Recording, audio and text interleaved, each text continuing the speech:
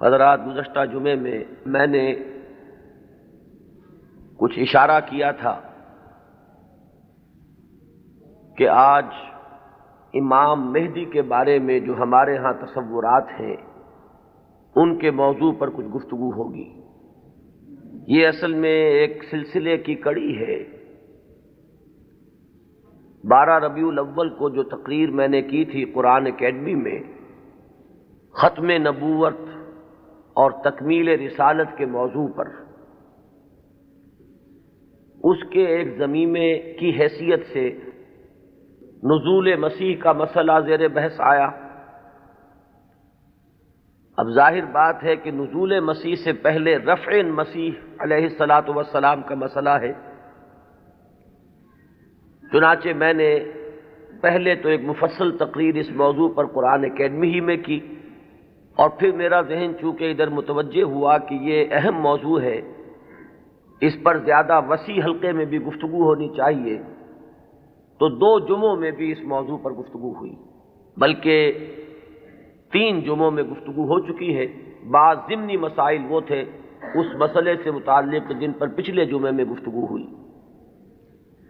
اب آج اسی ضمن میں چونکہ ایک مسئلہ جنہیں عام طور پر امام مہدی کہا جاتا ہے ان کا بھی ہے، اور اس کا تعلق اس پہلو سے بھی ہے کہ آن جہانی غلام احمد قادیانی نے جہاں مسیح موعود ہونے کا دعویٰ کیا، وہاں مہدی معہود ہونے کا دعویٰ بھی کیا، اور ایک نہایت ضعیف روایت کا سہارا لے کر کہ لا مہدی الا عیسیٰ، انہوں نے اپنی ذات میں ان دونوں وعدوں کو جمع کر لیا کہ جن احادیث میں حضرت مسیح علیہ السلام کے نزول کی خبر دی گئی ہے وہ بھی مسیح عیسیٰ ابن مریم نہیں بلکہ مسیل مسیح، وہ میں ہوں، اور جن احادیث میں امام مہدی کے بارے میں اخبار ہیں وہاں بھی در حقیقت جس شخصیت کے ظہور کی پیشن گوئی کی گئی ہے وہ میں ہی ہوں۔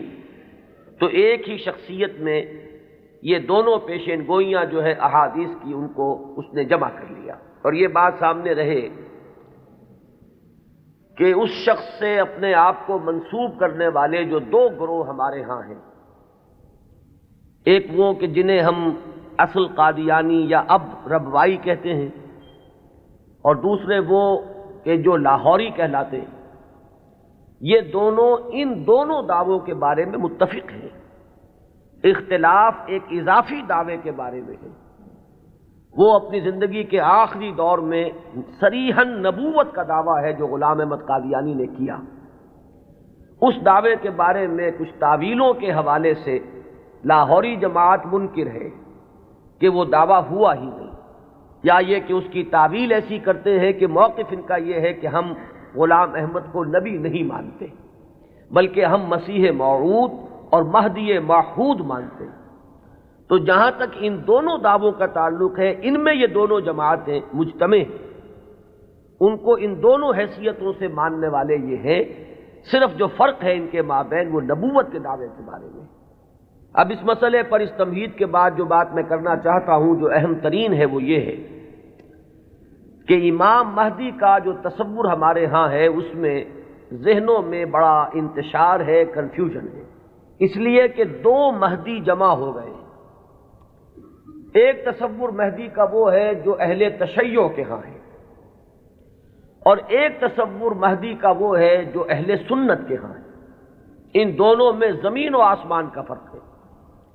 صرف ایک لفظی اشتراک نے، ایک نام کے مشترک ہونے نے ذہنوں کے اندر بہت سے مغالطوں کا جال جو ہے وہ پھیلا دیا ہے۔ اس کے لیے مجھے جو بنیادی فرق ہے اہل سنت میں اور اہل تشیع میں، اس میں سے ایک موضوع پر گفتگو کرنی ہوگی۔ اہل سنت کا جو مجمع علیہ عقیدہ ہے، اسی سے ہم نے گفتگو شروع کی تھی، وہ ختم نبوت۔ نبی اکرم صلی اللہ علیہ وسلم پر ہر نوع کی نبوت ختم ہو چکی، آپ کے بعد کوئی نبی نہیں ہے، نہ کوئی ذلی ہے، نہ بروزی ہے، نہ جزوی ہے، نہ کلی ہے، نہ صاحب شریعت ہے، نہ بغیر شریعت ہے، نہ صاحب کتاب ہے، نہ بغیر کتاب ہے۔ نبوت کی بنیاد ہے وحی نبوت پر، اور وحی نبوت کا دروازہ بند ہو چکا، یہ کھڑکی ہمیشہ ہمیش کے لیے بند ہو۔ اسی ضمن میں نبوت کا خاصہ ہم مانتے ہیں عصمت، معصوم ہونے۔ معصومیت جو ہے یہ خاصہ نبوت ہے اہل سنت کے نزدیک۔ جب نبوت ختم ہوئی تو معصومیت بھی ختم ہوئی۔ اب خطا کا امکان ہے، اجتہاد کا دروازہ ہے، کھلا ہے، کوشش کرو، محنت کرو، صحیح سے صحیح رائے تک پہنچنے کے لیے ایڑی چوٹی کا زور لگاؤ، کتاب و سنت کے جو محکمات ہیں، جو اس کی اساسات ہیں، اس سے استدلال کرتے ہوئے، استنباط کرتے ہوئے نتائج تک خود پہنچو، یہ اجتہاد ہے۔ اس اجتہاد میں جہاں ثواب کا امکان ہے، خطا کا بھی۔ ثواب یہاں سے والا ثواب نہیں، صاد والا ثواب، جس سے آپ بولتے صائب الرائے، وہ شخص کہ جس کی رائے صحیح ہوتی ہے۔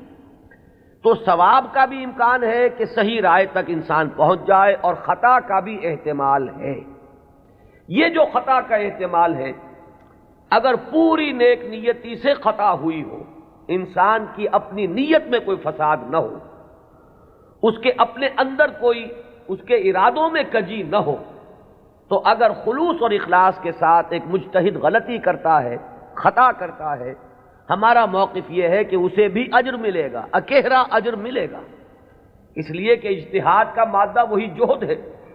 اس نے خلوص کے ساتھ محنت کی ہے، جد و جہد کی ہے، مطالعہ کیا ہے، غور و فکر کیا ہے، کتاب و سنت کی نصوص کو کھنگالا ہے، اس نے ایک رائے قائم کی ہے۔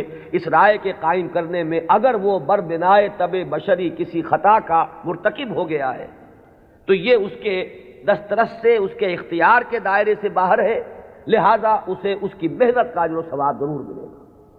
تو مجتہد مخطی کے لیے اکہرا ثواب ہے، اور مجتہد مصیب یعنی جو ثواب تک پہنچ گیا، صحیح رائے تک پہنچ گیا، اس کے لیے دوہرا اجر۔ یہ معاملہ میں نے اس سے پہلے بھی ایک مرتبہ عرض کیا تھا کہ ہمارے ہاں اتنا قطعی ہے کہ ہمارے نزدیک حضرت ابو بکر بھی معصوم نہیں ہے، حالانکہ بالاتفاق وہ سب سے افضل ہے پوری نوع انسانی میں انبیاء کے بعد، افضل البشر بعد الانبیاء بالتحقیق، صرف اس امت میں نہیں، کل نوع انسانی میں۔ جیسے کہ محمد الرسول اللہ صلی اللہ علیہ وسلم تمام انبیاء سے، تمام رسولوں سے افضل ہیں، اسی طرح آپ کی امت کے جو صدیق اکبر ہیں وہ تمام امتوں کے صدیقین سے افضل ہیں۔ افضل البشر بعد الانبیاء بالتحقیق ابو بکر الصدیق رضی اللہ تعالیٰ عنہ۔ اب آپ سوچئے، ہماری یہ رائے ہے، کسی کی ہو یا نہ ہو اس سے اس وقت سروکار نہیں ہے، ہماری یہ رائے ہے، اور پھر بھی ہم کہتے ہیں کہ ابو بکر بھی خطا سے محفوظ نہیں، معمول نہیں، ان سے بھی خطا کا امکان ہے، وہ معصوم نہیں ہے۔ عصمت جو ہے وہ خاصہ نبوت ہے، وہ محمد کے ساتھ ختم ہو گئی صلی اللہ علیہ وسلم۔ ابو بکر سے خطا ہو سکتی ہے، عمر سے ہو سکتی ہے، عثمان سے ہو سکتی ہے، علی سے ہو سکتی ہے، ہر شخص سے ہو سکتی ہے۔ اگر ان چار سے ہو سکتی ہے تو بقیہ پوری نوع انسانی تا قیام قیامت جو آنے والی ہے ان میں کوئی ان سے افضل نہیں ہو سکتا، بات ختم۔ لیکن اہل تشیع کا عقیدہ یہ ہے کہ نبوت کا دروازہ تو بند ہوا ہے، لیکن اس کے بعد امامت معصومہ کا ایک سلسلہ چل رہا ہے، اور یہ امامت معصومہ اہل بیت میں ہے۔ نبی اکرم صلی اللہ علیہ وسلم کی جو اولاد حضرت فاطمہ رضی اللہ تعالی عنہا سے چلی ہے، یہ اس میں امامت معصومہ کا ایک سلسلہ ہے کہ جو چل رہا ہے۔ تو آپ اچھی طرح جان لیجئے کہ ہمارے نقطۂ نگاہ سے تو وہ بھی ایک جزوی نبوت ہو گئی، جہاں خاصہ عصمت آ گیا، نبوت کا ایک جز آ گیا، تو ہمارے اور ان کے درمیان جو سب سے اہم اختلاف ہے یہ کہ صحابہ میں افضل کون ہے، یہ معاملہ تو کچھ لوگوں کے اپنے ذوق کا بھی ہو سکتا ہے، مزاج اور افتاد کا بھی ہو سکتا ہے۔ ظاہر بات ہے کہ پسند ناپسند پر تو انسان کو اختیار بھی نہیں ہو سکتا۔ میں نے کئی مرتبہ عرض کیا کہ ایک ہی پودا ہے گلاب کا، اس پر پھول کھلے ہوئے ہیں، آپ کو کوئی ایک پھول زیادہ پسند آیا، آپ نے اس کو لے لیا، اور آپ بتا بھی نہیں سکیں گے کہ اس میں آخر سبب کیا ہے، آپ نے دوسرے پھولوں کو چھوڑ کر اسے کیوں منتخب کیا۔ تو یہ معاملہ اتنا بنیادی نہیں ہے، اگرچہ ہمارے نزدیک صحابہ کرام میں افضلیت کا ایک پیٹرن ہے اور وہ معین ہے کہ پوری امت میں افضل ترین 4 خلفاء ہیں، اور ان میں ترتیب فضیلت جو ہے وہ ترتیب خلافت کے مطابق ہے۔ ابو بکر ہیں، عمر ہیں، عثمان ہیں، پھر علی۔ ان کے بعد وہ 6 ہیں عشرہ مبشرہ میں سے، ان کے بعد اصحاب بدر ہیں، ان کے بعد اصحاب شجرہ ہیں، ان کے بعد تمام صحابہ ہیں، اور ان کے بعد پھر اب سلسلہ جو ہے وہ چلتا جائے گا۔ آگے بات میرٹ پر ہوگی، شخصی میرٹ پر، لیکن یہاں جو ہے معاملہ شخصی میرٹ کا نہیں ہے، یہاں تو معاملہ جو ہے معین ہے کہ یہ سیڑھیاں ہیں۔ تو یہ ہے ہمارا ایک موقف، لیکن میں پھر بھی عرض کروں گا کہ اس کو میں کوئی اہم عقیدے کی بات نہیں کہتا، یہ ایک ذوق کا معاملہ بھی ہو سکتا ہے۔ یہاں تک کہ امام الہند حضرت شاہ ولی اللہ دہلوی رحمۃ اللہ علیہ نے ایک بڑی عجیب بات لکھی، وہ یہ لکھتے ہیں کہ اگر میری طبیعت کو اس کے آزاد رجحان پر چھوڑ دیا جائے تو وہ فضیلت علی کی طرف زیادہ مائل ہے۔ کتنی سچی بات کہی ہے کہ میرے ذاتی رجحان کو، میری طبیعت کو، ایک ہے میرا ذوق، اگر اسے آزاد چھوڑ دیا جائے تو وہ کچھ فضیلت علی کی طرف زیادہ اس کا رجحان ہے، وہ زیادہ قائل ہے، لیکن مجھے حکم ہوا ہے کہ میں فضیلت کا اقرار کروں ابو بکر اور عمر اور عثمان کی۔ اب یہ ہے مقام، یہ جامعیت ہے، یہ توازن ہے۔ لہذا میں عرض کروں گا کہ اس مسئلے کو میں پھر بھی ثانوی کہوں گا، دوسرے درجے میں، لیکن یہ جو بنیادی بات ہے یہ بہت بڑا اختلاف ہے، اور ہمارے اعتبار سے تو در حقیقت یہ ایک جزوی نبوت ہے کہ جس کے قائل ہیں ہمارے یہ بھائی جو اپنے آپ کو اہل تشیع کہتے ہیں۔ بہرحال ان کا بھی آگے سلسلہ، یہ عام معلومات کے لیے بھی بات ہے کہ ذہنوں میں رہنی چاہیے، ہمیں اکثر و بیشتر بڑی بنیادی باتیں بھی اپنی تاریخ کی معلوم نہیں۔ ہم چونکہ سنی ہیں، سنیوں کے اختلافات تو ہم خوب جانتے ہیں، لیکن یہ کہ اہل تشیع میں اختلاف آگے کیا ہوئے ہیں اکثر و بیشتر ہمارے علم میں نہیں ہے۔ ان کا جو یہ معصوم امامت کا سلسلہ ہے، حضرت علی، حضرت حسن، حضرت حسین، حضرت حسین کے صاحبزادے حضرت علی بن حسین جنہیں امام زین العابدین کے نام سے پکارا جاتا ہے، پھر ان کے بیٹے ہیں محمد باقر، ان کے بیٹے ہیں جعفر، جن سے فقہ جعفری چل رہی ہے۔ یہ 6 امام تو ان کے ہاں متفق علیہ، ان میں تو یہ جو شاخ چلی ان میں کوئی اختلاف نہیں ہے کہ یہ سب کے نزدیک ان میں متفق علیہ ہے ان کی امامت، اور یہ سب امام معصوم شمار ہوتے ہیں۔ لیکن 7ویں امام پر آ کر ان کے ہاں ایک تقسیم ہو گئی۔ بڑے بیٹے اسماعیل تھے تو ان سے ان کے ماننے والے اسماعیلی کہلائے۔ اختلاف ہوا کہ اب امامت جو ہے حضرت جعفر صادق کی اولاد میں سے کس کی طرف منتقل ہوئی، اختلاف ہو گیا۔ بڑے بیٹے کے ماننے والے یہ کہلائے اسماعیلی، اور چھوٹے بیٹے سے جو چلا وہ پھر مسئلہ وہی چل رہا ہے۔ ان کے پھر مزید 6 امام ہیں، جن میں سے 11ویں امام جو ہے ان کے بارے میں ایک تو تاریخ کی روایت یہ ہے کہ وہ لا ولد فوت ہو گئے، اور ایک روایت جو اہل تشیع کے ہاں ہے وہ یہ ہے کہ ایک بچہ ان کے ہاں ہوا تھا جس کو انہوں نے اخفاء سے کہیں بھیج دیا باہر، اندیشہ یہ تھا کہ حکومت وقت اس کو قتل نہ کرا دے۔ وہ ہیں ان کے تصور میں امام مہدی، وہ جن کو بچا لیا گیا تھا وہ کہیں کسی غار میں روپوش ہیں، اور وہیں ہیں، آخری زمانے کے قریب ان کا ظہور ہوگا، وہ زندہ ہیں، غار میں موجود ہیں، ان کا ظہور ہوگا، وہ امام المہدی ہیں۔ اور ان کے آنے کے بعد پھر یہ مسلک بھی ظاہر بات ہے کہ اسلام ان کے نزدیک تو وہی ہے جسے وہ اسلام کہہ رہے ہیں، یعنی شیعیت جسے ہم کہتے ہیں، اس مسلک کی بھی فتح ہوگی، اور یہی اسلام جو ہے پھر پوری دنیا کے اوپر چھا جائے گا۔ انہیں قائم آل محمد بھی ان کے ہاں کہا جاتا ہے۔ تو یہ ہے تصور امامت کا اور امام مہدی کا شیعہ حضرات کے۔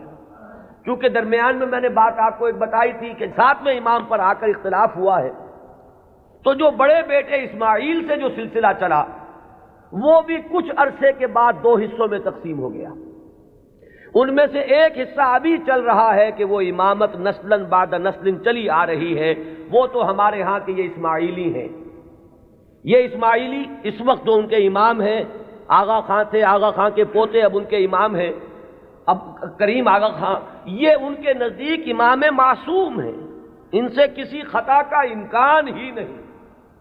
سر سلطان محمد خان جو آغا خان تھے، ان کے تو یہ الفاظ بھی منقول ہوئے ہیں کہ جب میں شراب پیتا ہوں تو شراب جب میرے ہونٹوں کو مس کرتی ہے تو پاک ہو جاتی ہے۔ یعنی یہ امام معصوم تو وہ شے ہے کہ جس سے کوئی ناپاک چیز چھوئے گی تو پاک ہو جائے گی۔ جیسے وہ تصور ہے کہ ایک چیز، ایک پتھر کوئی ایسا بھی ہے کہ جس کو وہ چھو لے وہ سونا بن جاتا ہے، تو اسی طریقے سے یہ امامت معصومہ کیا ہے اس کا آپ تصور کیجئے۔ تو جو ایگزیکٹ لائن ہے امامت کی وہ تو در حقیقت ان کے ہاں ہے کہ وہ امامت معصومہ کا تصور جو ہے بغیر کسی سلسلے کے ٹوٹے ہوئے وہ چلا آ رہا ہے ہمارے ہاں، جن کو ہم آغا خانی کہتے ہیں، اسماعیلی کہتے ہیں، ان کے ہاں۔ ان کے ہاں دوسری شاخ وہ ہی تھی کہ اس میں بھی آگے چل کر امام غائب ہو گیا، وہ دوسرا امام ہے غائب۔ تو ایک امام غائب تو وہ ہیں جنہیں امام المہدی کہا جاتا ہے، وہ ہمارے ہاں کے جو عام شیعہ حضرات ہیں جنہیں اثنا عشری شیعہ کہتے ہیں، یعنی 12 اماموں کے ماننے والے۔ ایک وہ جو شاخ اوپر والی ہے اس کو شش امامیہ کہتے ہیں، یعنی 6 اماموں تک تو متحد آئے، اس کے بعد 6 کے بعد 7ویں امام پر ایک شاخ نکل گئی، تو وہ شش امامیہ کہلاتے ہیں ان کے نزدیک، اور خود کو یہ کہتے ہیں اثنا عشری۔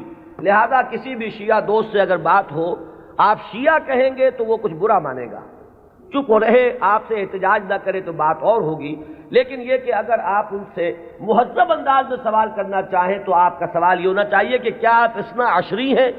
یہ لفظ وہ ہے جو خود اپنے لیے اختیار کرتے ہیں۔ لہذا وہ 12 اماموں والا سلسلہ کے 6 متفق علیہ، 5 بعد میں، اور جو 12ویں امام ہیں ان کے وہ عہد طفولیت ہی میں کہیں ان کو بھیج دیا گیا کہیں حفاظت کے ساتھ، اور وہ کسی غار میں ابھی ہے اور وہ وہیں سے ظہور کریں گے۔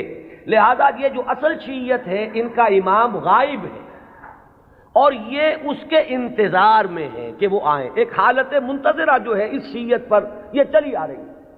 اس میں یہ بھی بتا دوں، یہ بھی دلچسپی کی بات ہے کہ حال ہی میں ایک بہت بڑا انقلابی قدم اٹھایا ہے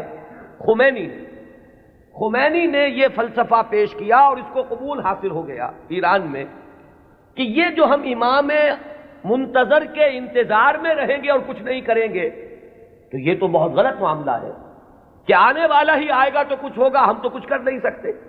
اس نے تو ہمارے اوپر تعطل طاری کر دیا ہے، ہم لوگ جو ہے بالکل ظالموں کے لیے اور غلط کار لوگوں کے لیے نرم چارہ بن گئے ہیں، جیسے چاہے وہ کریں، ہم تو ہاتھ نہیں پکڑ سکتے، اس لیے کہ ہم تو منتظر ہیں کہ کوئی آنے والا آئے گا تو صورت بدلے گی۔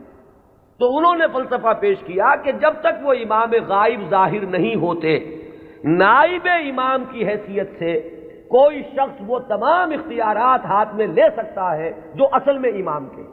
لہذا امام خمینی جو ہے اس وقت نائب امام ہے، وہ امام جو غائب ہیں ان کے نائب کی حیثیت سے وہ سارے اختیارات اور حقوق جو امام کے ہیں وہ اب امام خمینی کے پاس ہیں، اور اپنے کانسٹیٹیوشن میں انہوں نے اس کو ایک خاص اصطلاح دی ہے، یہ ہے ولایت فقیہ، کہ یہ وہ شخصیت ہے کہ جو بھی حکومت کا ڈھانچہ نیچے بنے گا، کوئی صدر منتخب ہو، کوئی وزیر اعظم منتخب ہو، پارلیمنٹ ہو، یہ سارا ڈھانچہ چلتا رہے گا، لیکن اوپر تلوار لٹکی رہے گی ولایت فقیہ کی کہ جس کو جس وقت چاہے وہ برطرف کر دے۔ یہی وجہ ہے کہ وہ ابو الحسن بنی صدر جو ہے وہ پیرس میں بیٹھے ہوئے ہیں، حالانکہ بہت بڑی اکثریت سے اس وقت ہمیں یہی بتایا گیا تھا واللہ عالم کہ بڑی عظیم اکثریت سے وہ صدر منتخب ہوئے تھے، لیکن بہرحال یہ تو نیچے کا ڈھانچہ ہے، اصل میں تو اوپر ولایت فقیہ ہے، اس کا اعتماد حاصل رہے گا تو کوئی شخص رہے گا، ورنہ نہیں۔ میں یہاں نہ کوئی تنقید کرنا چاہتا ہوں نہ کسی اختلاف کا اظہار، آپ کو بتا رہا ہوں کہ بات سمجھ میں آئے کہ امام مہدی کا اصل کانسیپٹ کیا ہے۔ یہ لفظ زیادہ جو ہے معروف جو در حقیقت اس شیعہ نظریے کے تحت ہے۔ ابھی میں آپ کو بتاؤں گا کہ ہمارے ہاں تو جو روایات کسی قدر پائے کی ہیں، کوئی ان کی حیثیت ہے، وہاں مہدی کا لفظ ہے ہی نہیں، کہیں بھی نہیں۔ اس اعتبار سے معاملہ بڑا مختلف ہے، کچھ خبریں ہیں ہمارے ہاں وہ میں ابھی عرض کروں گا، لیکن امام مہدی کی اصل شخصیت، ان کے بارے میں سارے تصورات، ان کا وہ مقام اور مرتبہ، یہ ساری چیزیں جو ہمارے ہاں عام ہیں، یہ در حقیقت ہماری نہیں بلکہ اہل تشیع کی، وہ ہے تصور شیعہ حضرات کا جو ہمارے ہاں عام ہو گیا ہے۔ اب آئیے جو ہمارا مسئلہ ہے اہل سنت کے ہاں بھی یہ خبریں موجود ہیں، بلکہ میں اس کو شروع کروں گا ختم نبوت کے بعد۔ وہ کیا اقدامات ہیں کہ جو اس امت میں اللہ تعالیٰ نے اپنی مشیت کاملہ کے تحت کیے ہیں، کہ جن کے بارے میں میں اس وقت جرأت کر کے ایک لفظ استعمال کر رہا ہوں کہ جو نبوت کی قائم مقامی کی حیثیت اختیار کر لیتے ہیں۔ ان میں سب سے پہلا قدم تو میں تفصیل سے عرض کر چکا ہوں، قرآن کی حفاظت۔ اللہ تعالیٰ نے ذمہ لیا، انا نحن نزلنا الذکر وانا لہ لحافظون، ہم نے ہی اس ذکر کو نازل کیا ہے اور ہم ہی اس کے محافظ۔ یہ میں عرض کر چکا ہوں اس سے پہلے اپنی تقریروں میں کہ اس آیہ مبارکہ کا جو پہلا حصہ ہے وہ تو اپلیکیبل ہے تورات پر بھی، انجیل پر بھی، زبور پر بھی، صحیفہ ابراہیم پر بھی۔ قرآن مجید میں تو گواہی ہے کہ حضرت ابراہیم کو بھی ایک کتاب ملی تھی، ان ھذا لفی الصحف الاولی صحف ابراہیم و موسیٰ۔ لیکن یہ کہ یہ پہلا حصہ تو سب پر اپلیکیبل، ان کی عصبیت کہہ لیں، تعصب کہہ لیں، وہ پختہ ہو چکا ہے۔ لیکن یہ کہ ہر جگہ کچھ لوگ ہوتے ہیں کہ اگر انہیں متوجہ کیا جائے تو کسی حقیقت پر غور کرنے کے لیے تیار ہو جائیں۔ تو چونکہ ان کے ہاں جو بات چلی، اجرائے وحی سے بات شروع ہوئی، تو ایک بڑی عام جو سطح ہے، کامن سینس کی سطح، اس پر وہ بات ان کی بڑی وزنی تھی۔ بات یہ تھی کہ جب نبوت کی اصل ضرورت ہے انسان کی ہدایت، تو انسان ختم نہیں ہوا، نبوت کیسے ختم ہو گئی؟ آخر نبوت، میں اب ان کی طرف سے بات کر رہا ہوں، کہیں کوئی مغالطہ آپ کو نہ ہو جائے، اس لیے کہ جب تک آپ اپنے مخالف کے موقف کو صحیح طور پر نہیں سمجھیں گے تو آپ کیسے اس کے بارے میں کوئی ججمنٹ آپ نہیں دے سکتے۔ ان کی دلیل کیا ہے کہ نبوت کوئی ہابی تو نہیں تھی بعض اللہ کی، جب چاہا جاری رکھا، جب چاہا ختم کر دیا۔ یہاں ہر چیز جو ہے حکمت کے ساتھ ہے، کوئی مقصد ہے، کوئی غایت ہے، ربنا ما خلقت ھذا باطلا۔ تو نبوت کی اصل غرض و غایت نوع انسانی کی ہدایت یا اتمام حجت۔ اب وہ نوع انسانی ختم نہیں ہوئی تو نبوت کیسے ختم ہو گئی؟ وحی کا دروازہ کیسے بند ہو گیا؟ یہ دلیل تھی جو کامن سینس کے لیول پر کافی اپیلنگ ہے، بات سمجھ میں آتی ہے۔ یہاں ہمیں سمجھنا ہوگا کہ جب ہم اس کے قائل ہیں کہ نبوت، وحی نبوت کا دروازہ بند ہو گیا، تو خلق کی ہدایت کی جو ضرورت ہے اس کو اب کن ذرائع سے پورا کیا گیا؟ ان چیزوں کو اگر سمجھ لیا جائے تو وہ دلیل کٹ جائے گی۔ پہلی بات میں عرض کر چکا ہوں پوری تفصیل سے اپنی سیرت کی تقاریر میں بھی اور بعد میں بھی، کہ پہلی بات یہ کہ ہدایت خداوندی اپنے مرحلہ تکمیل کو پہنچ گئی قرآن مجید میں۔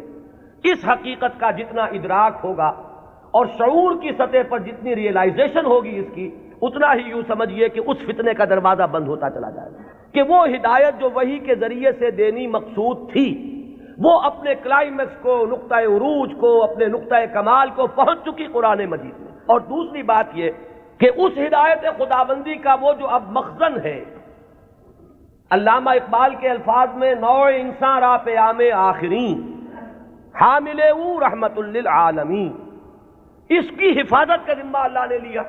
اب یہ ایک بہت بڑا ہسٹوریکل فیکٹ ہے کہ اگرچہ ہم مانتے ہیں سابقہ کتابیں بھی اللہ کی نازل کردہ تھیں، لیکن ان کی حفاظت کا ذمہ نہیں لیا گیا۔ کیا وجہ؟ ترجیح بلا مرجح تو ظلم قرار پائے گی، کوئی نہ کوئی بنیاد ہے ترجیح کی، کہ اس کی حفاظت کا ذمہ لیا اور ان کی حفاظت کا ذمہ نہ لیا۔ کیوں؟ اس لیے کہ یہ ہدایت کامل اور آخری ہدایت ہے۔ اگر یہ بھی گم ہو جائے تو پھر تو یا تو اس کھڑکی کو کھولیے، وہی یہ نبوت کا دروازہ پھر کھلنا چاہیے، ورنہ یہ ہے کہ اگر یہ محفوظ ہے تو پھر کوئی منطقی ضرورت اور عقلی ضرورت اس کھڑکی کے کھولنے کی نہیں۔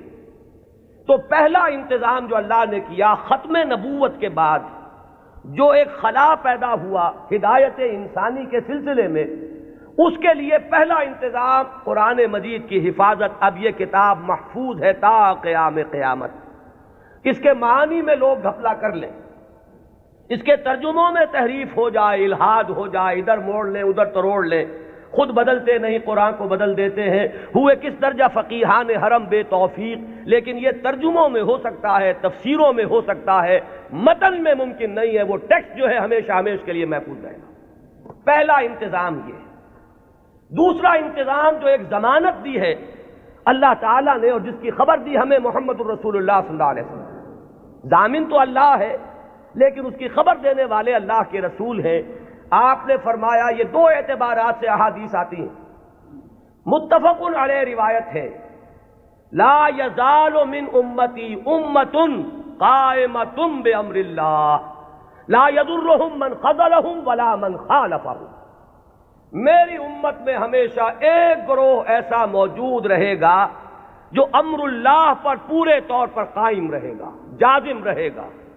نہ تو کوئی شخص جو ان سے روگردانی کرے گا، علیحدگی اختیار کرے گا، چھوڑ کر جائے گا، نہ تو وہ کوئی نقصان پہنچا سکے گا اس گروہ کو، اور نہ کوئی جو کھلم کھلا مخالف ہے وہ انہیں کوئی غضب پہنچا سکے گا، اور یہ معاملہ اسی طرح رہے گا یہاں تک کہ قیامت آ جائے گی۔ یہ دوسری ضمانت ہے کہ اس امت میں ایک گروہ ہمیشہ حق پر قائم رہے گا، اس لیے کہ ہدایت کا صرف نظری اعتبار سے کتاب میں محفوظ رکھنا کافی نہیں ہے۔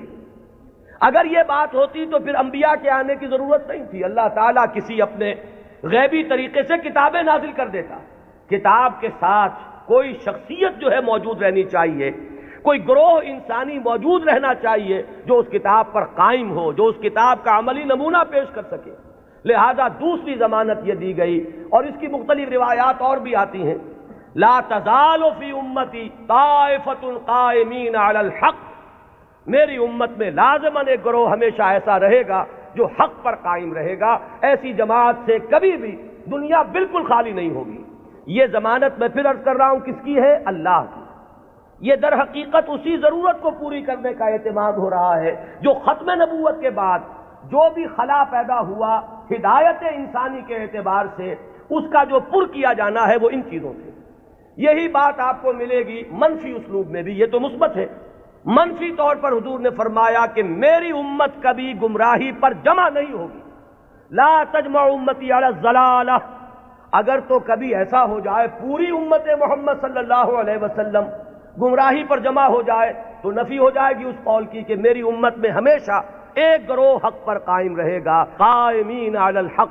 تو بات ایک ہی ہے، ایک اس کا مثبت انداز ہے اور ایک اس کا منفی پہلو ہے کہ لا تجمع امتی علی الضلالہ، میری امت کبھی بھی گمراہی پر جمع نہیں۔ اسی ضمن میں ایک تیسری جو ضمانت دی ہے وہ ضمانت وہ ہے جسے ہم مجددین امت کے نام سے جانتے ہیں۔ ایک سلسلہ مجددین ہے جس کی خبر دی گئی ہے کہ ان اللہ یبعث فی ہذہ الامہ علی راس کل 100 عام من یجدد لہا دینہا۔ اللہ تعالیٰ نے خاص اہتمام فرمایا ہے کہ اس دین پر اگر کچھ اور بیرونی اثرات آتے چلے گئے، کچھ پردے پڑتے چلے گئے، کچھ گردہ ادھر ادھر سے آ کے جمع ہو گیا، کچھ بدعات کا طومار آ گیا، کوئی غلط نظریات جو ہے انہوں نے آ کر تسلط حاصل کر لیا، تو ہر 100 سال کے بعد ہر صدی کے سرے پر اللہ تعالیٰ ایک ایسی شخصیت کو اٹھائے گا کہ جو اس پورے دین کو اثر نو بالکل خالص شکل میں پیش کر دے گا۔ سارا ادھر ادھر کا گند جو آیا تھا اس کو دھو دے گا، سارے جو اضافے ہوئے تھے اس سے اس کو پاک کر دے گا، جو بھی عجمی یا جو غیر اسلامی تصورات آئے ہوئے ہوں گے انہیں دھو دے گا، جو رسوم کے اندر اور مراسم کے اندر جتنے بھی نئی بدعات جاری کی گئی ہوں گی ان سے بھی بالکل نکھار کر جو اصل ہے چہرہ اس دین حق کا، دین محمدی علیہ صاحب الصلاۃ والسلام کا، اسے نکھار کر اصل صورت اس کی پھر واضح کر دے گا۔ یہ ہے جنہیں ہم مجددین امت کہتے ہیں۔ اور یہ جان لیجئے کہ اس کا اگرچہ جن لوگوں کو ہم نے قرار دیا ہے کہ وہ اس امت کے مجددین ہیں، ہمارے ہاں نہ مجدد معصوم ہے۔ اب اختلاف رکھیے، یہاں پر فرق ذہن میں رکھیے۔ میں نے تو آپ کو بتایا کہ مجدد کہاں ہے، حضرت ابو بکر سے بڑھ کر تو کوئی افضل نہیں، لیکن وہ بھی معصوم نہیں ہے۔ وہ سلسلہ امامت کا کانسیپٹ بالکل جدا ہے، اس کی بنیاد جدا، اس کا تصور جدا، اس کے ساتھ جتنے بھی معاملات جو ہیں متعلق ہیں وہ سب بالکل مختلف ہیں۔ اور یہ جو سلسلہ مجددین امت ہے یہ کانسیپٹ کے اعتبار سے بنیادی طور پر مختلف ہے۔ کوئی ہمارا ہندوانہ پس منظر ہے جو اثر انداز ہو رہا ہے، کوئی مغربی تہذیب نے آ کر کوئی اپنا غازہ مل دیا ہے، ان سب کو ہٹا کر وہ دین کی اور شرع مبین کی جو اصل اور صاف صورت ہے اس کو اثر نو اجاگر کر دو۔ یہ ہے کار تجدید۔ ہم نے کوشش کی ہے اور اس میں اختلاف ہو سکتا ہے کہ ایک گروہ جو ہے وہ کسی کو مجدد سمجھ رہا ہو، ایک گروہ کسی اور کو مجدد سمجھ رہا ہو۔ جیسے جیسے زمانہ آگے چلتا ہے ماضی کے بارے میں تو رائیں کچھ نہ کچھ ایک جیسی ہوتی چلی جاتی ہیں، لیکن یہ کہ ہم عصر لوگوں میں ہمیشہ اختلاف رہے گا۔ گروہ رہیں گے وہ سمجھیں گے کہ شاید یہ مجدد ہیں، ان کی خدمات ایسی ہیں کہ دین کی اصل شکل کو انہوں نے واضح کیا ہے، اور اوہام اور رسومات کا جو اس کے اوپر طومار آ گیا تھا اس سے انہوں نے پاک کیا ہے۔ تو کوئی کسی کو مجدد مان لے، کوئی کسی کو مجدد مان لے، یہ کوئی عقیدے کا مسئلہ نہیں، کسی کے مجدد ماننے سے کوئی فرق واقع نہیں ہوتا۔ چنانچہ اس صدی میں 14ویں صدی میں یہ معاملہ دیکھیے کہ اگرچہ امت تو ہے، کہاں آپ چلے جائیے انڈونیشیا اور ملائیشیا سے موریتانیہ تک، میں نے کئی مرتبہ عرض کیا یہ تو سالڈ علاقہ ہے نا امت مسلمہ کا۔ کہیں ٹھیک ہے وہ اس طرح سے آزاد اور خود مختار نہیں ہے جیسے ہندوستان میں ہے، لیکن امت محمد تو موجود ہے، اور جو ان آفیشل ایسٹیمیٹس ہیں اس کے اعتبار سے اس وقت بھارت میں 15 کروڑ مسلمان ہیں۔ 12 کروڑ سے کم تو کسی نے نہیں مانا، جو بڑے بڑے سنجیدہ لوگ ہیں، جو کسی طرح کے مبالغے اور کسی قسم کی سیاسی کوئی مبالغے کے اندر آنے والے نہیں ہیں، انہوں نے بھی کہا کہ 12 کروڑ سے تو کوئی سوال ہی نہیں ہے کہ مسلمان کم ہو، البتہ یہ کہ لوگوں کا اندازہ 15 کروڑ تک جا رہا ہے۔ تو امت وہاں سے وہاں تک پھیلی ہوئی ہے۔ اب ان میں کتنے مجددین پیدا ہوئے ہوں گے، کتنے خادمین دین پیدا ہوئے ہوں گے، کتنے لوگوں نے محنتیں کی ہوں گی۔ ایک ہی وقت میں وہاں حسن بنا ہے مصر میں، یہاں مولانا مودودی بھی ہیں، یہاں مولانا الیاس صاحب بھی ہیں، یہاں مولانا اشرف علی تھانوی بھی ہیں، یہاں مولانا رشید احمد گنگوہی بھی ہیں، اور بھی بہت سے لوگ ہیں جن کے بارے میں کسی کو کسی کے بارے میں، کسی کو کسی کے بارے میں خیال ہو سکتا ہے۔ یہ تو در حقیقت فیصلہ ہوا کرتا ہے 2-3 صدیوں کے بعد، پھر جا کر زیادہ انسان آبجیکٹیولی اندازہ کر سکتا ہے کہ کس کی کیا کنٹریبیوشن ہے۔ وہ وقتی قسم کے جو تصورات ہوتے ہیں، کچھ عصبیتیں ہوتی ہیں، کچھ تعصبات ہوتے ہیں، کچھ گروہی قسم کے اثرات ذہنوں پر ہوتے ہیں، تو وقتی طور پر تو فیصلہ کرنا بہت مشکل ہوتا ہے، یہ بعد میں آتا ہے۔ یہی وجہ ہے کہ ابتدائی مجددین کے بارے میں تو ہمارے ہاں تقریباً کنسنسس ہے، اب اتفاق رائے ہے کہ فلاں مجدد فلاں مجدد فلاں مجدد فلاں مجدد، آگے چل کر تو اختلاف ہو جائے گا۔ ہمارے ہاں جو بریلوی بھائی ہمارے ہیں وہ مولانا احمد رضا خان بریلوی کو اس دور کا مجدد کہتے ہیں۔ دیوبندی حضرات میں بھی میں نے 2 گروہ پائے ہیں، ایک وہ جو مولانا رشید احمد گنگوہی کو اس صدی کا مجدد سمجھتے ہیں، اور ایک جو مولانا اشرف علی تھانوی کو اس صدی کا مجدد سمجھتے ہیں۔ اور مولانا اشرف علی تھانوی صاحب کے معتقدین کا عالم تو یہ ہے کہ مولانا عبد الباری ندوی جیسا شخص، بڑی اونچی علمی شخصیت ہے ہندوستان کی، انہوں نے جو کتاب لکھی ہے ان کی سوانح پر، اس کا نام ہے جامع المجددین، صرف مجدد نہیں، تمام مجددین کے اوصاف ان میں جمع ہو گئے۔ بہرحال یہ محبت اور عقیدت، کسی سے تعلق خاطر، یہ اس کے اثرات ہیں کہ جو فوری طور پر ہوتے ہیں۔ اسی طریقے سے چاہے مودودی صاحب نے ہرگز اس کا دعویٰ نہیں کیا، میں خود گواہ ہوں اس کا، میں ان کے ساتھ رہا ہوں، لیکن ہو سکتا ہے اور میں سمجھتا ہوں کہ بہت سے ان کے ماننے والوں کے ذہن میں ہے یہ بات کہ اس صدی کے اصل مجدد وہ تھے۔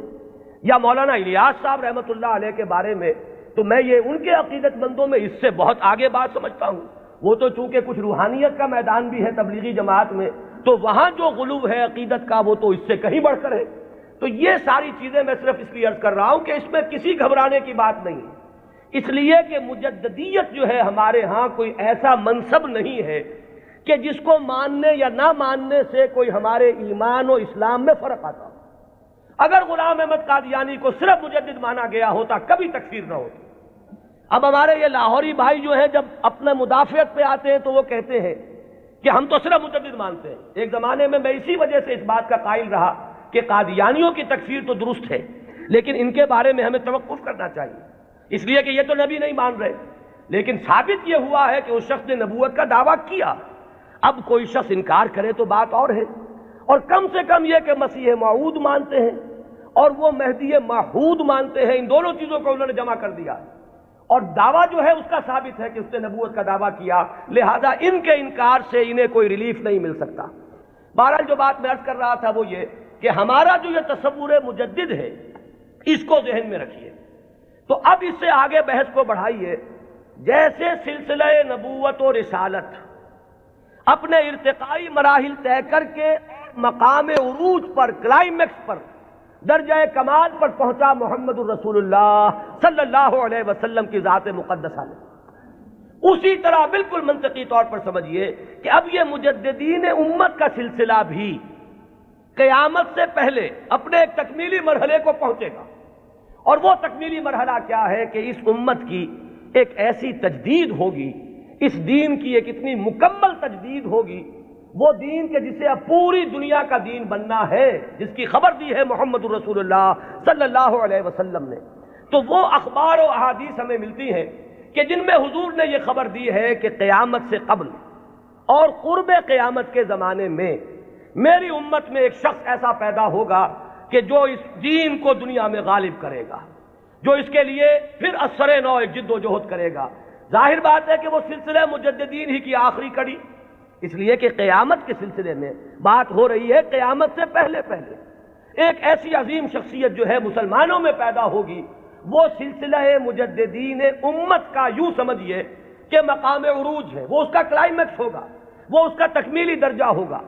اس ضمن میں جو احادیث آتی ہیں ان کو ہم دو بڑے بڑے گروہوں میں تقسیم کر سکتے ہیں۔ پہلی بات تو یہ جانیے کہ کوئی حدیث اس بارے میں سند کے اعتبار سے اتنی قوی نہیں ہے کہ امام بخاری رحمت اللہ علیہ نے جو اپنا معیار بنایا تھا قبول روایت کا، اس پر پوری اتر جائے۔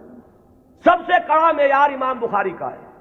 یہی وجہ ہے کہ یہ کہا گیا ہے کہ اصح الکتب بعد کتاب اللہ صحیح البخاری۔ حدیثوں کی چاند پھٹک، کس روایت کو قبول کریں گے کس کو نہیں کریں گے، ہر محدث نے اپنے کچھ شرائط بنا لی، ایک پیمانہ بنا لیا۔ یوں سمجھیے جیسے یہ بجری جہاں کرشرز لگے ہوتے ہیں اور اس کے بعد وہ کرش سٹون جو ہے وہ کنویئر بیلٹ پر آتا ہے اور مختلف سائز کی چھلنیاں لگی ہوتی ہیں۔ کوئی چھوٹے سائز کی چھلنی ہے، اس میں سے چھوٹے چھوٹے پتھر جو ہے وہ نکل جائیں گے۔ اس سے آگے چل کر اور چونکہ گریڈنگ کرنی ہے کہ آدھے انچ سے کم چاہیے بجری تو یہ اس چھلنی میں سے نکل گئی، وہ لے جائیے۔ پھر اس کے بعد آپ کو چاہیے آدھے انچ سے لے کر 1 انچ تک تو اگلی چھلنی ہے، وہ اس میں سے نکلیں گے۔ اس سے آگے اور بڑھتا چلا جائے گا، گریڈنگ ہو جائے گی اس میں۔ تو محدثین نے گریڈنگ قائم کی ہے اپنے معیار میں، اور ٹاپ کا معیار جو ہے سب سے باریک چھلنی جو لگائی ہے وہ ہے در حقیقت امام بخاری رحمت اللہ علیہ کی۔ لہذا اس معیار پر جو حدیث آ گئی تو ہم یہ کہتے ہیں کہ اب سند کے اعتبار سے تو کلام نہیں، وہ جو معاملہ ہے تو اس سطح پر کوئی حدیث بھی نہ مہدی کے نام کے ساتھ نہ بغیر نام کے، ہمارے ہاں صحیح بخاری میں کوئی روایت موجود نہیں ہے اس ضمن میں۔ یہ تو پہلی بات ہے جسے نوٹ کر لیجئے، یعنی سند کے اعتبار سے ٹاپ کے درجے پر تو کوئی حدیث نہیں۔ اس کے بعد نمبر 2 جنہیں ہم صحیحین میں بریکٹ کرتے ہیں، امام بخاری کے ساتھ امام مسلم کی صحیح، یہ بریکٹ ہو کر صحیحین، یہ ذرا ایک دائرہ بن گیا۔ امام مسلم کے شرائط بھی تقریباً وہی ہیں اگرچہ تھوڑے سے کم۔ اس پر ایک روایت آئی صرف، اور اس روایت میں کہیں مہدی کا نام نہیں ہے، صرف اتنی خبر ہے کہ آخری زمانے میں قیامت سے قبل اللہ تعالیٰ ایک ایسی شخصیت کو ظاہر کرے گا، اور خاص طور پر اس کا جو ذکر ہے وہ یہ ہے کہ اس وقت زمانے میں اتنی خوشحالی ہو جائے گی، مسلمانوں کے ہاں اتنی دولت جمع ہوگی کہ وہ لپیں بھر بھر کر لوگوں کو تقسیم کرے گا اور دولت ختم نہیں ہوگی۔ یہ ایک عمومی خوشحالی کا، جیسے خلافت راشدہ کے بارے میں ہم کہتے ہیں کہ لوگ اپنی زکوٰۃ اور صدقات لے کر گھومتے تھے اور کوئی لینے والا نہیں تھا، تو اسی طرح کی برکات کا کوئی ظہور ہونے والا ہے، صرف اس کی خبر دی ہے حضور نے، اور وہ ایک عظیم شخصیت کے ذریعے سے ہوگا۔ اس میں کسی کا ذکر نہیں ہے، نام کیا ہوگا، اس کے والد کا نام کیا ہوگا، وہ کس قبیلے سے ہوگا، وہ کس نسل سے ہوگا، کسی کا کوئی ذکر نہیں۔ تو صحیحین کا تو معاملہ یہ ہے کہ صحیح بخاری میں سرے سے کوئی روایت نہیں، موضوع ہی موجود نہیں۔ جبکہ یہاں کنٹراسٹ کے لیے میں آپ کو بتا دوں، میں نے جو تقریریں کی ہیں حضرت عیسیٰ کے نزول کے بارے میں علیہ الصلاۃ والسلام، وہ روایات جو ہیں وہ صحیحین کی ہیں، وہ متفق علیہ ہیں، وہ بخاری میں بھی ہے مسلم میں بھی ہے۔ لہذا زمین و آسمان کا فرق ہے۔ ان دونوں کو ہمارے ذہنوں میں عام طور پر جو بھی تصورات سنی سنائی باتوں سے ہمارے ذہنوں میں بن گئے ہیں، تو تقریباً ان دونوں کو ہم نے کیا ہوا ہے، بہت فرق ہے۔ حضرت مسیح علیہ السلام کے نزول کی خبریں اور اس کی پیشین گوئیاں اور اس کی احادیث بہت قوی ہیں سند کے اعتبار سے۔ اکثر و بیشتر روایات اس میں وہ ہیں کہ جو متفق علیہ ہے، کہ صحیح بخاری میں بھی ہے، صحیح مسلم میں بھی ہے۔ جبکہ یہ جو تصور ہے، ایک کانسیپٹ جو ہے امام المہدی کا، وہ میں بتا چکا ہوں اصلاً تو یہ ایک شیعی کانسیپٹ ہے۔ وہ سارے تصورات جو اس کے ساتھ ہیں وہ اہل تشیع کے ہیں، لیکن ہمارے ہاں اگر کوئی تصور ہے تو وہ تصور اول تو سند کے اعتبار سے اتنا قوی ہے ہی نہیں کہ شرائط بخاری پر پورا اترے، وہ تو بات نیچے آ گئی۔ اس سے نیچے جو روایت ملی صحیحین میں صرف ایک امام مسلم لائے ہیں، اور اس میں نہ کسی نام کا ذکر ہے، نہ تفصیلات ہیں، نہ کسی نسل کا ذکر ہے، کس قبیلے سے ہوگا، بس ایک عظیم شخصیت کا ظہور ہوگا۔ تو اس کو تو یوں سمجھیے کہ وہی سلسلہ مجددیت کا یہ نقطہ عروج ہے، یہ اس کا تکمیلی مرحلہ ہے۔ البتہ جب ہم صحیحین سے نیچے اترتے ہیں تو اب بہت سی احادیث ملتی ہیں۔ ان احادیث کو بھی آپ دو خانوں میں اپنے ذہن میں رکھ لیجئے۔ ایک تو وہ احادیث ہے کہ جن میں ان کا نام مہدی مذکور ہے، اور اس سے بھی بہتر اور قوی تر احادیث وہ ہیں کہ جن میں نام نہیں ہے۔ پھر ان میں ایک اور فرق ہے، کہیں تو یہ بتایا گیا کہ وہ خاندان فاطمہ سے ہوگا رضی اللہ تعالی عنہ، میری عطرت سے، اہل بیت سے، من ولد فاطمہ کے الفاظ بھی بعض روایات میں ہیں۔ بعض روایات وہ ہیں کہ جن میں فرمایا گیا ہے کہ بنو عباس میں سے ہوگا، بعض روایات میں یہ کہ قرشی ہوگا، بعض روایات میں نام ایک اور بھی آیا حارث نام ہوگا، بعض روایات میں نام آیا ہے کہ اس کا نام میرا ہی ہوگا، محمد صلی اللہ علیہ وسلم۔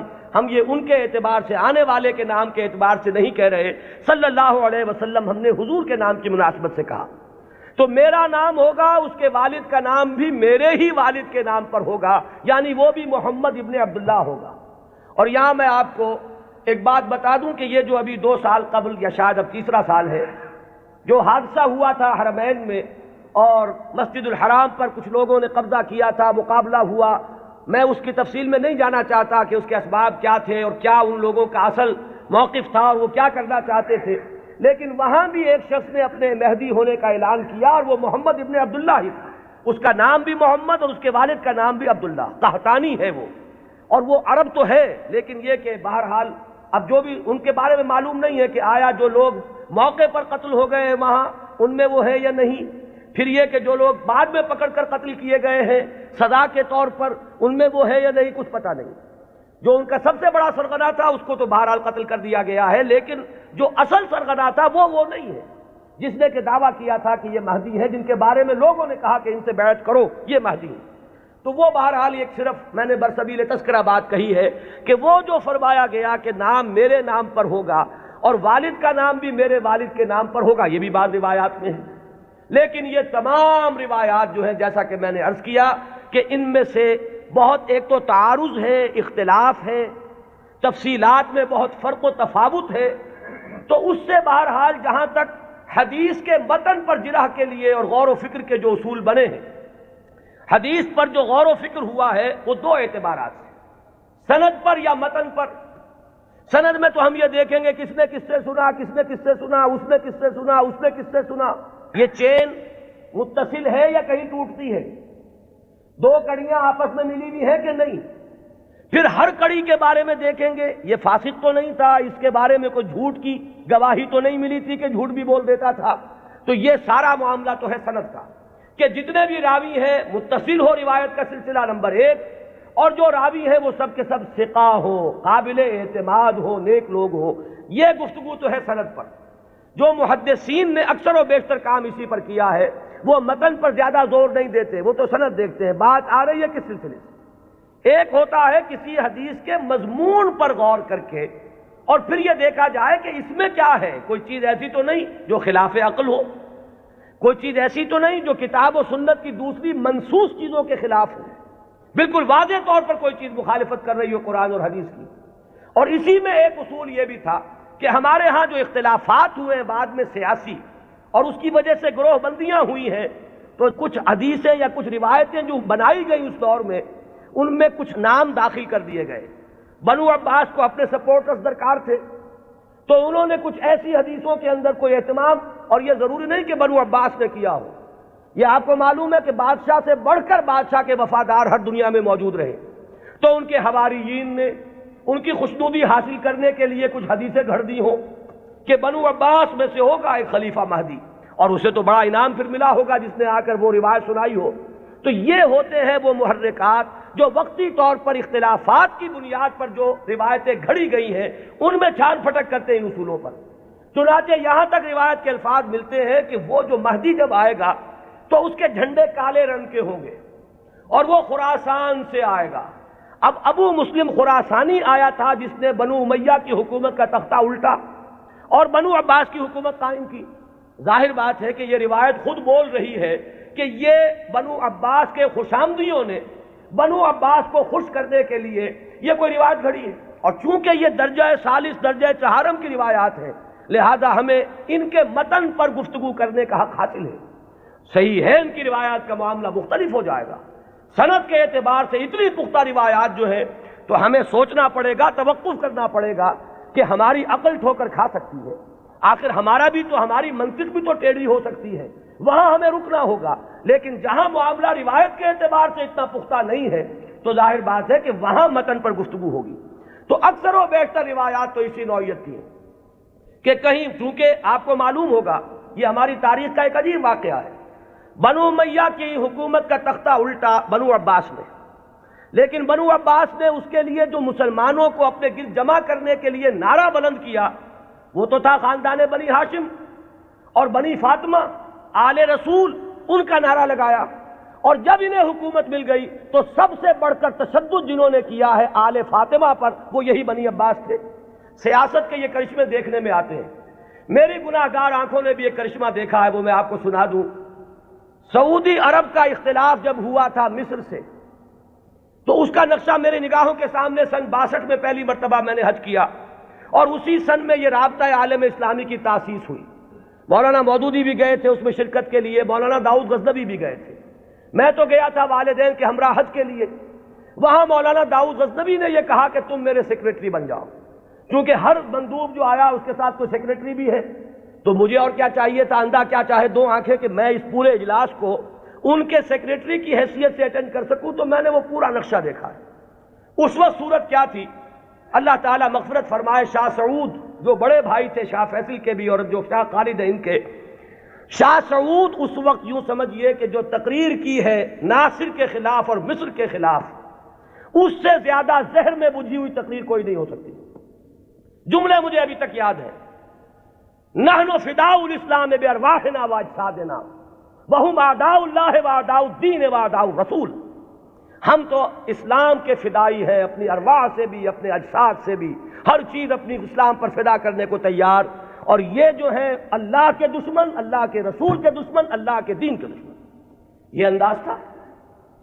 وہ کہیں تصویر اس زمانے میں چھپ گئی تھی، ظاہر بات ہے کہ مصر تو اس طرح کا آزاد ملک ہے جیسے ہمارا معاشرہ بھی ہے، یہاں سوشلسٹ بھی ہیں، ملحد بھی ہیں، وہاں بھی ہے۔ تو کسی ملحد رسالے میں یہ پولیگیمی پر ایک کارٹون چھپ گیا تھا، ایک مرغہ درمیان میں ہے اور چاروں طرف 9 مرغیاں، اور یہ کارٹون جو ہے وہ منسوب کیا تھا، یہ ہے یعنی اشارہ کیا جا رہا تھا توہین آمیز انداز میں نبی اکرم صلی اللہ علیہ وسلم۔ اس کارٹون کا ذکر انہوں نے کیا، یہ کر رہے ہیں وہ مصر میں، اور ظاہر بات ہے یہ ایسی چیز ہے کہ ہر مسلمان کا خون جو ہے کھول اٹھے گا اس کے تصور سے۔ لیکن یہ کہ پھر آپ سوچئے ہوا کیا، یہ جو اختلاف تھا مصر کا اور سعودی عرب کا، اب اختلاف ہوا 2 بھائیوں کا۔ شاہ فیصل نے جو اس وقت ولی عہد تھے تختہ الٹا، حکومت پر قبضہ کیا، وہی شاہ سعود اب جا کر بیٹھے ناصر کی گود میں، جن کی وہ تقریر تھی، انہیں پناہ ملی ہے تو ناصر کے ہاں ملی ہے۔ کشمکش تو سعودی عرب کی اور مصر کی تھی، شخصیات در حقیقت اس میں آ جایا کرتی ہیں وقتی طور پر۔ تو یہ تماشا میری گناہ گار آنکھوں نے بھی دیکھا، اور یہی تماشا تاریخ میں ہوا تھا کہ بنو عباس نے بنو امیہ کی حکومت کا تختہ الٹا اہل بیت رسول کے نام پر، اور پھر اہل بیت رسول پر جتنا ستم کیا ہے بنو عباس نے، اس کا عشر اشیر بھی نہیں ہے کہ جو بنو امیہ نے کیا۔ بہرحال یہ جب معاملات ہیں تو کہیں بنی فاطمہ کے لیے وہ احادیث ہے، کہیں بنو عباس کے لیے ہے، تو ان روایتوں کا ہمارے ہاں کوئی اونچا مقام نہیں۔ البتہ وہ جو میں نے بات آپ کے سامنے عرض کی کہ دین کا جو ایک تصور ہمارا ہے بحیثیت مجموعی، ختم نبوت کے بعد ہدایت انسانی کا سلسلہ جو جاری ہے وہ کس شکل میں ہے؟ میں نے آج اسی لیے آیت شروع میں پڑھی تھی، وَلْتَكُمْ مِنْكُمْ أُمَّةٌ يَدْعُونَ إِلَى الْخَيْرِ وَيَأْمُرُونَ بِالْمَعْرُوفِ وَيَنْهَوْنَ عَنِ الْمُنكَرِ وَأُولَٰئِكَ هُمُ الْمُفْلِحُونَ۔ لوگوں اب شخصی نبوت کا دور ختم ہوا، وہ تو آخری اور کامل نبی تھے محمد صلی اللہ علیہ وسلم۔ اب تمہیں اجتماعی سطح پر ایک کام کرنا ہے، وہ کام جو ہوا کرتا تھا رسولوں کے ذریعے سے اب تمہیں کرنا ہے، بحیثیت امت کرنا ہے۔ وَكَذَلِكَ جَعَلْنَاكُمْ أُمَّةً وَسَطًا لِتَكُونُوا شُهَدَاءَ عَلَى النَّاسِ وَيَكُونَ الرَّسُولُ عَلَيْكُمْ شَهِيدًا۔ ہم نے تمہیں امت وسط بنایا ہی اس لیے ہے کہ رسول گواہی دے تم پر اور تم گواہ بن جاؤ پوری نوع انسانی پر۔ یہی ہے فطرت کے مطابق، عقل کے مطابق، منطق کے مطابق کہ وہ جو سلسلہ ختم ہوا رسالت کا، اور نبوت کا در حقیقت اس کی جگہ اب اس امت نے لی ہے. اب یہ کلیکٹیو رسپانسبلٹی ہے پوری امت کی. اور امت بحیثیت مجموعی کنتم خیر امت اخرجت للناس تأمرون بالمعروف وتنہون عن المنکر وتؤمنون باللہ. اور اگر پوری امت سو جائے، پوری امت کو اپنی ذمہ داری کا احساس نہ رہے، پوری امت جو ہے کہیں گم ہو جائے، اپنا قافلہ جو ہے وہ راستہ بھول چکا ہو، تب کیا کریں؟ وَلْتَكُمْ مِنْكُمْ أُمَّةٌ يَدْعُونَ إِلَى الْخَيْرِ. تم میں سے ایک گروہ تو رہنا ہی چاہیے، ایک جماعت تو ایسی ہونی ہی چاہیے. کچھ لوگ تو رہیں کہ دنیا جب دنیا کی طرف دوڑ رہی ہو تو وہ دین کے لیے اپنے آپ کو وقف کر دیں. جب باقی لوگوں کی ایمبیشنز اور حوصلے اور ولولے ہوں دنیا کمانے کے، وہ ہر چیز کو تج کر صرف اللہ کے دین کی خدمت کا بیڑا اٹھا دیں. تو ایک گروہ، ایک جماعت تو رہنی ہی چاہیے. وَلْتَكُمْ مِنْكُمْ أُمَّةٌ يَدْعُونَ إِلَى الْخَيْرِ وَيَأْمُرُونَ بِالْمَعْرُوفِ وَيَنْهَوْنَ عَنِ الْمُنكَرِ وَأُولَٰئِكَ هُمُ الْمُفْلِحُونَ. اور جان لو کہ اصل فلاح کے حقدار وہی ہوں گے، انہی کو فلاح مل کر رہے گی. یہ ہے وہ قرآنی ہدایت جس کا اب میں نے جو بتایا آپ کو احادیث کے ذیل میں. تو پہلی بات تو یہ کہ قرآن کی حفاظت وہ قرآن سے ثابت، احادیث سے ثابت. دوسری بات یہ کہ ایسے ایک گروہ کا رہنا، اس کی ضمانت احادیث نے دے دی. لا تزال فی امتی طائفۃ قائمین علی الحق. میری امت میں ایک گروہ ہمیشہ رہے گا. اور یہ جان لیجئے یہ بھی ایک دلچسپ مسئلہ ہے. جو جماعتیں بنتی ہیں، جو گروہ اٹھتے ہیں اس کام کے لیے، ظاہر بات ہے وہ کسی شخصیت کے سہارے پر اٹھتے ہیں. یہ آپ کو اچھا لگے یا برا لگے. کچھ لوگ زیادہ آئیڈیلسٹ ہوتے ہیں، وہ شخصیت نہیں بلکہ زیادہ جو ہے وہ اجتماعیت میں بلیو کرنے والے ہیں. ان حضرات کی توجہ کے لیے کہہ رہا ہوں کہ کام ہمیشہ جب بھی آپ دیکھیں گے کسی شخص سے شروع ہوا ہے. کوئی شخص جس کا کہ ذکر میں ابھی کر چکا کہ ان اللہ یبعث فی ہذہ الامہ علی راس کل مئۃ عام من یبعث لہا دینہا. کوئی نہ کوئی شخص اٹھتا رہے گا کہ جو دین کو تمام جو باہر سے آئے ہوئے اثرات ہیں ان سے دھو کر اس کی صحیح شکل میں دنیا کے سامنے لے آئے گا. اب ظاہر بات ہے کہ وہ اکیلا تو نہیں ہوگا، اسی کی دعوت پر کچھ لوگ جمع ہوں گے. وہ پکارے گا من انصاری اللہ، میں یہ کام کا بیڑا اٹھا رہا ہوں، کون ہے جو میری مدد کرے؟ وہ جماعت وجود میں آئے گی. وہ ہے جماعت وَلْتَكُمْ مِنْكُمْ أُمَّةٌ يَدْعُونَ إِلَى الْخَيْرِ یا لا تزال فی امتی طائفۃ قائمین علی الحق. وہ جماعت ہوگی. اس کے بعد ہوتا کیا ہے حادثہ یہ بھی جان لیجئے، یہ بھی بہت مرتبہ ریپیٹ ہو چکا ہے. وہ جو گروہ، وہ جماعت جب ذرا آگے بات چلتی ہے تو وہ شخصیت جو ہے وہ بت بن جاتا ہے. اس کی محبت جو ہے وہ عقیدت میں بدل جاتی ہے. عقیدت شخصیت پرستی کا روپ دھارتی ہے. پھر اس کے ارد گرد اس کا نام لے کر جو لوگ اٹھتے ہیں وہ اپنی دنیا کو کمانے کا ذریعہ اس شخص کو بناتے ہیں. اس کا نام بیچتے ہیں، اس کی محبت بیچتے ہیں. وہ جو اقبال نے کہا یہی شیخ حرم ہے جو چرا کر بیچ کھاتا ہے، یہی ہے گلی میں بوزرو دلقے اویسو چادر زہرا. یہ جو لوگ بیچتے ہیں تو اپنے مصلحت کے لیے بیچتے ہیں، اس شخصیت کے لیے نہیں. اس نے ایک کام کیا، مسلمانوں کے دلوں کا وہ تارا بن گئی، آنکھوں کا تارا بن گئی وہ شخصیت. ظاہر بات ہے محبت پیدا ہوتی ہے. یہ بھی احادیث ملتی ہے کہ اللہ تعالیٰ جب کسی انسان سے، بندے سے محبت کرتا ہے تو وہ فرشتوں سے کہتا ہے میں فلاں بندے سے محبت کرتا ہوں، تم بھی محبت کرو. اس کے بعد اس کی محبت جو ہے خلق خدا کے دل میں ڈال دی جاتی ہے. بہت سے لوگ جانتے بھی نہیں کہ ہم اس سے کیوں محبت کرتے ہیں. محبت کرتے ہیں اس لیے کہ یہ خدائی تدابیر میں سے ہے. اب اس محبت کو کچھ لوگ ایکسپلائٹ کرنے والے آتے ہیں جو اپنی دنیا بناتے ہیں اس محبت کو بیچ کر. اس کے حوالے سے، اس کے ذریعے سے معلوم ہوا کہ اب وہ جماعت جو ایک دور میں کھڑی ہوئی تھی دین کی تجدید کے لیے، وہ خود ایک فرقہ بن کر اور ایک فتنہ بن کر ایک گمراہی کا ذریعہ بن جاتی. پھر اٹھاتا ہے اللہ کسی اور کو، اس لیے کہ سلسلہ تو چلنا ہے. نبوت ختم ہو چکی ہے، دین کی ہدایت کے اس پورے سلسلے کو تو برقرار رکھنا ہے تا قیام قیامت. پھر اللہ کا کوئی بندہ اٹھتا ہے، پھر وہ نعرہ لگاتا ہے، پھر کچھ لوگ جمع ہوتے ہیں، کچھ عرصے تک وہ جماعت رہتے ہیں، پھر وہ جماعت بھی پھر وہ گلتی ہے اور سڑتی ہے، اور اس کے اندر پھر وہی فرقے بندی پیدا ہوتی ہے. وہ ایک فرقے کا روپ دھار لیتی ہے اور اس میں پھر شخصیتیں جو ہے بت بن کر پجنے لگتی ہیں. پھر اللہ کسی کو اٹھاتا ہے. یہی پروسیس ہے جو عقلاً ممکن ہے، یہی پروسیس ہے جو منطقی طور پر ممکن ہے، اور یہی ہم تاریخ میں دیکھ رہے ہیں کہ ہر گروہ جو ہے وہ اٹھا ہے اور وہ تجدید دین اور خدمت دین کے داعیے سے اٹھا اور انہوں نے کام کیا، اس میں کوئی شک نہیں.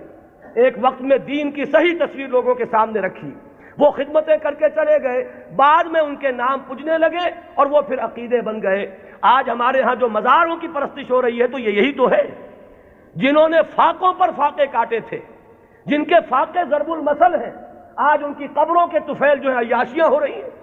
آج لوگ جو ہیں انہوں نے اپنی دنیا کمانے کا ذریعہ اس کو بنایا ہوا ہے۔ تو یہ وہی پروسیس ہے جو بہت زیادہ میگنیفائڈ فارم میں اور بڑی گھناؤنی صورت میں ہمارے سامنے موجود ہے۔ ہوتا یہی ہے، تو فرمایا کہ ایسا ہوتا رہے گا، قافلہ چلتا رہے گا۔